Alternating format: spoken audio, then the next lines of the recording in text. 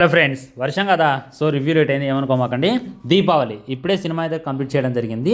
Cinema నాకైతే చాలా బాగా నచ్చింది ఫ్రెండ్స్. చాలా బ్యూటిఫుల్గా ఉందన్నమాట మూవీ.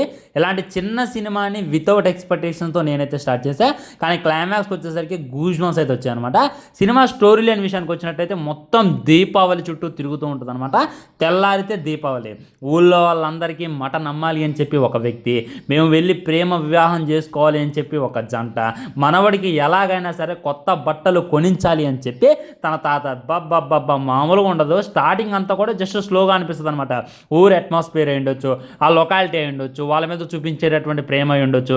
చాలా సిల్లిగా అనిపిస్తుంది అనమాట. ఇదేంద్రా బట్టల కోసమే ఇంత సీన్ చేయాలా, మటన్ కోసమే ఇంత చేయాలా అని చెప్పి మనకు అనిపిస్తుంది. కానీ ఆ సిచ్యువేషన్ని ఫేస్ చేసే వాళ్ళకి ఆ బాధ ఏంటి అనేటటువంటిది అర్థమైంది అనమాట.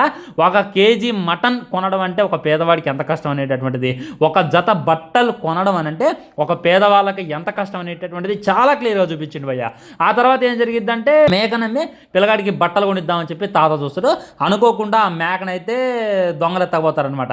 ఆ తర్వాత మరి ఆ తాత ఆ మటన్ కొట్టేవాడు కలిసి ఆ మేకను కనిపెట్టారా లేదా, క్లైమాక్స్లో ఏం జరిగింది అనేటటువంటిది మీరైతే సినిమా చూడాలి. ముఖ్యంగా ఈ సినిమాలో నాకు బాగా నచ్చింది ఎమోషన్ సీన్స్ అనమాట. లైక్ ఇప్పటిదాకా డాగ్తో ఎక్స్పెరిమెంట్ చేయడం చూసాం మనం. ఒక కుక్కని ప్రేమించి హీరో దాన్ని అనుకొరకటం మళ్ళీ రావటం, ఇలాంటివి చాలా సినిమాలు చూసినాం అనమాట. కానీ ఒక మేకని, అది గొర్రె పొట్టేలను కూడా ఈ రేంజ్లో చూపించవచ్చా అనేటటువంటి ఫీలింగ్ కలిగిందనమాట. మేకకి మనిషికి ఇంత బాండింగ్ కూడా పెట్టచ్చా అనేటటువంటిది అనిపించింది అనమాట. అమ్మా నాన్న కోల్పోయినటువంటి ఆ కొడుకు చిన్న కోరిక కూడా తీర్చలేకపోతున్నానే అని చెప్పి వాళ్ళ అమ్మమ్మ తాతయ్య బాధపడేదాన్ని కూడా చాలా బాగా చూపించింది అనమాట. చిన్న చిన్న సిచ్యువేషన్లే చాలా హైలో చూపించేటటువంటి ప్రయత్నం చేసిండు. వితౌట్ ఎక్స్పెక్టేషన్స్ ఫ్యామిలీతో డెఫినెట్లీ ట్రై చేయండి. మీకైతే సినిమా పిచ్చి పిచ్చిగా నచ్చేది. క్లైమాక్స్కి అయితే మ్యాక్సిమం మీరు మూవీకి కనెక్ట్ అయ్యారనుకోండి, ఖచ్చితంగా కళ్ళమండీలు వస్తాయన్నమాట. ఇక నార్మల్గా చూస్తే నార్మల్గా అనిపిస్తుంది. ఈ వీక్లో నేను చూసిన బెస్ట్ మూవీలో దీపావళి అయితే ఖచ్చితంగా ఉంటుంది ఫ్రెండ్స్. నాకు తెలిసి మీ ఫేవరెట్ వెబ్సైట్లోనే స్ట్రీమ్ అవుతుంది. అసలైన ఓటీటీ ప్లాట్ఫామ్ ఏంటో అనేటటువంటిది ఇంకా నాకు తెలియదు. తెలిసిన తర్వాత డెఫినెట్లీ కింద కామెంట్ చేసేటటువంటి ప్రయత్నం చేస్తా.